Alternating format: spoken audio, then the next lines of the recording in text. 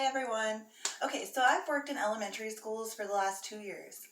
I've worked with kids, I've learned about kids, I've worked with many great teachers and people, and I've went to a lot of seminars learning about all the stuff that kids go through and what they think about, and it's actually influenced me to start doing what I want to do today. Uh,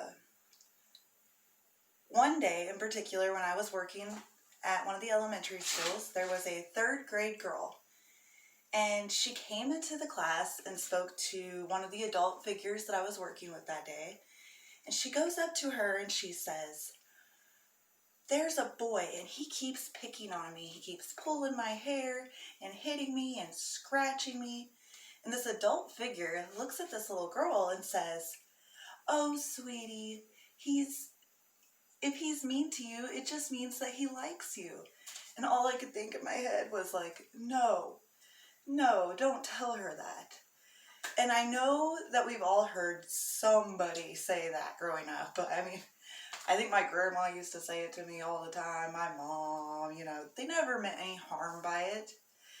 But to me, looking at it from different perspectives, it's definitely setting up unhealthy patterns for abusive relationships. Physical abuse can be unintentionally expressed as love, and this can be confusing to children. First, telling a child statements like, "If he's mean to you, he likes you," is simply justifying that kind of behavior. You are telling that child that aggression is the proper way to communicate, while also telling the aggressor that this is the proper way to express affection. Hitting, hair pulling, emotional abuse, they're all kinds of abuse. Why wouldn't young girls learn to accept pain as a form of endearment?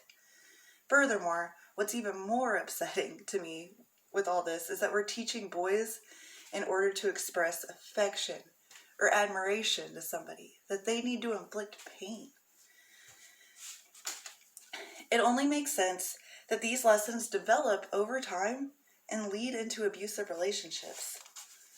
I'm not saying that every person that has heard these expressions is going to end up abusive or be in an abusive relationship.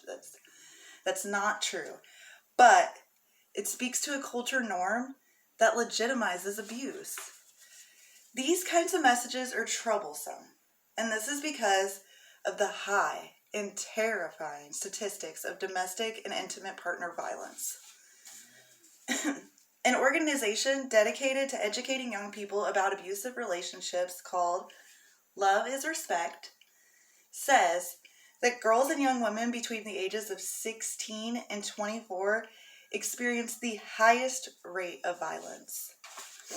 According to the CDC's Youth Risk Behavior Survey and National Intimate Partner and Sexual Violence Survey, 1 in 11 females and 1 in 15 males in high school report experiencing some kind of dating violence within the last year.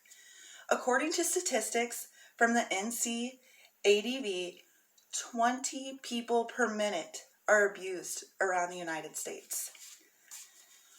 1 in 4 women and 1 in 9 men experience intimate partner violence.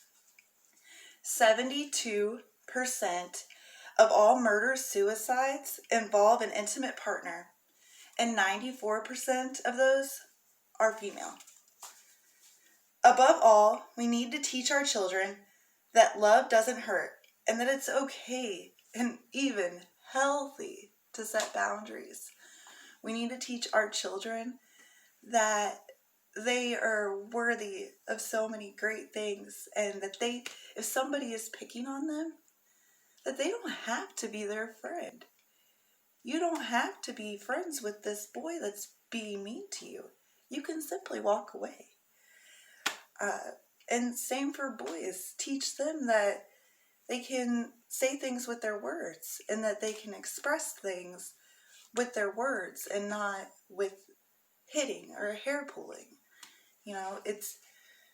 we need to stop this from the source. I'm going to show you all a graph here.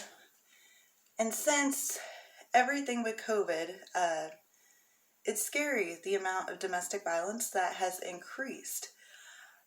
Domestic violence has skyrocketed since COVID. It makes sense, people are on lockdown. Can you see this? So this is based on multiple different states in the United States, but look at the domestic violence line compared to all other crimes. And this is just from March and April of 2020.